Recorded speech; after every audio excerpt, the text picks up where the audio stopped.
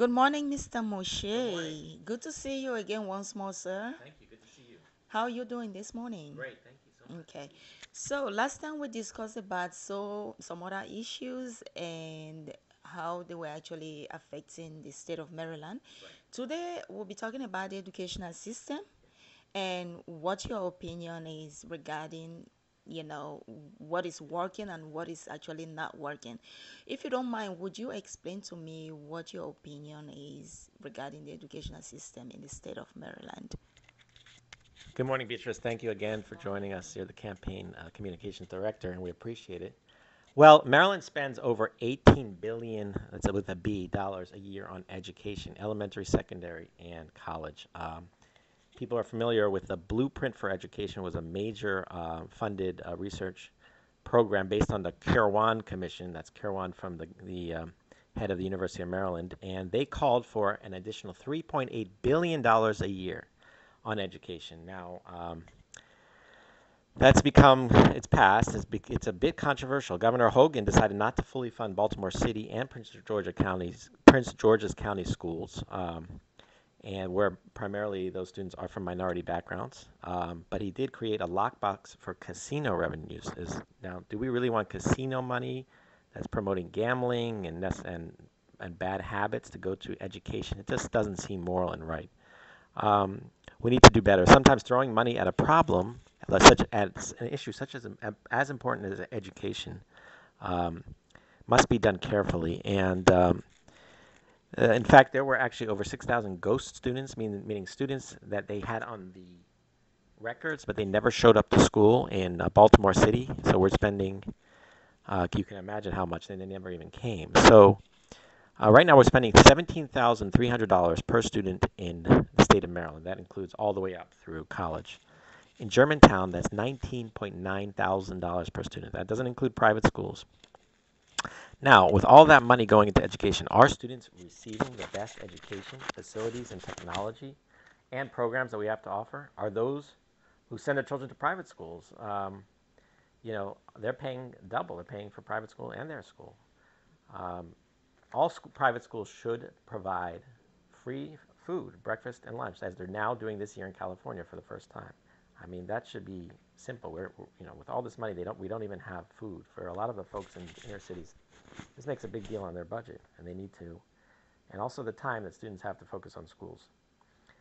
Can we create a better educational system at a lower cost? Can we broaden curriculum to include more arts, music, environmental studies, um, and other programs, and even community events to get our students involved with actually repairing the big crisis that we have right now, which is the environment, the climate, the air, the water. Um, and I believe we can do so. And Maryland can stand out on a global scale if we do so. We have great programs with great technologies. I just want to go over the budget for the coming year that Hogan passed that we'll be seeing if we are in Annapolis. Put $1 billion to school construction. He capped tuition growth to 3%. Put $350 million for community colleges. Are very important for the state of Maryland. Each county and other, like Montgomery College, is a very good community college. Now, we spent $7.5 billion on higher education. But remember, students who come to the University of Maryland, they're spending money on education. So we're actually getting $4.8 billion back on those higher education. So, the net, if you want to go to the University of Maryland from an out of state, you're going to spend $36,000 a year, right? So net, it's about 9.7 on elementary and secondary, 12.4 net with the money back. Now, of that, we're spending 17.3, as I said, $1,000 per student. States put in 7.2, local government 6.8 billion, and the federal government 717. We have 3,500 preschools, 2,000 elementary schools, 1,000 middle schools, 696 high schools, 1,381 public district schools, 52 charter schools, 3,300 private, 4,733 is our total schools.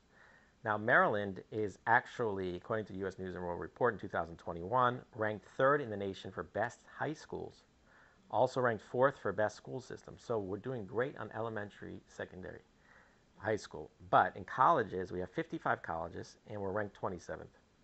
As you know, University of Maryland is a great system, 40,000 students. It's reasonable for in-state, but out-of-state it's almost 37,000 a year. Number one in criminology, number one in counseling. Johns Hopkins University is a famous school, especially when it comes to medicine, but it's over $60,000 a year. one of the top medical schools, and Towson University has 22,000 students.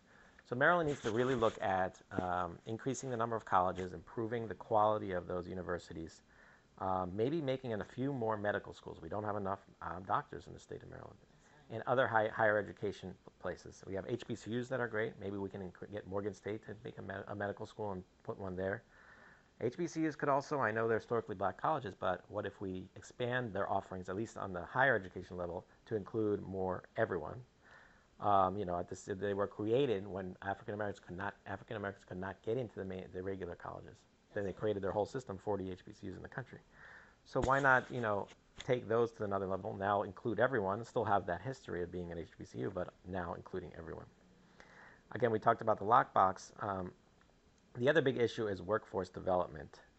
Hogan only put 33 million. The problem with Maryland schools is, it's great to get an education in various liberal arts, etc., but to work and to improve the state of our state after college, which is where we need folks working, they need to have better training that's practical for the fields that we need them in, such as information technology. We have a lot of life sciences, biology, and medical related fields here in the state of Maryland. It's one of our leading. So we need to get our students trained up in those areas, which is going to take some money, and it's going to take, but it's not necessarily the way it's being done right now. We have environmental issues to solve. We need people who know how to fix these environmental issues and then implement them. It's great to have folks from other countries, India, etc. But why can't we do that here? Why can't we have our training here and get it? So we have to work on that. And finally, well, the blueprint for the education system, I think, it's not necessarily that we have to spend that much money. That's going to be major. We're already putting in 18 billion a year. To add another 3.8 is a lot. It's a great idea, but right now we have to work on other issues: environment, health. How can we afford this? Our education system is good. Do we really need to spend that much more? For example, it includes, the pre-K is important, so we'll get students be able to provide, you know, education for 3 and 4 year olds. They're putting a lot more money in to certify teachers. Do we need to be spending that much? A lot of money into college and career readiness for 10th graders. That seems a little bit too early. And the bottom line is, spending here in Germantown $20,000 a year on students, and many of ours, to be honest, we know Clarksburg residents are sending them to private schools. So the system isn't working, and we need to adjust, repair, and as a senator, I will be working on that. Obviously, the governor makes the budget, but as of next year, it's going to be the first time that the legislators can remove. As of right now, we can only remove line items from or limit the budget of the governor. The governor in Maryland is the most powerful governor in the United States. But as of next year, as of 2024, we'll be able to increase, not just reduce and eliminate items, we'll be able to increase. We can pass in the House of Delegates and the Senate to increase spending in various areas. Right now, we can also pass bond bills, and we can pass individual laws that say we have to spend on this program. But the governor's in control of the money. But as of next year, we'll be able to be balanced and say we are going to spend $10 billion on this, and then it will go back in passing. He can veto it. We can override the veto with the 3/5 majority. So that is our campaign's views on the budget, on education, and I hope I answered your question. Well, you hit the point, Mr. Moshe. Do you have any other thing to put towards your points? That's Oh, it for today. okay. As of next, So, we'll talk about some yes. additional issues in the next few Okay. series. So, that should be the end of our discussion for today. And thank you for the information. Thank you. I still want to wish you good luck with your campaign. Okay. So, hope to see you next time, Mr. Moshe. Stay blessed, sir. Thank you. Good luck once more. Thank you, and I appreciate it.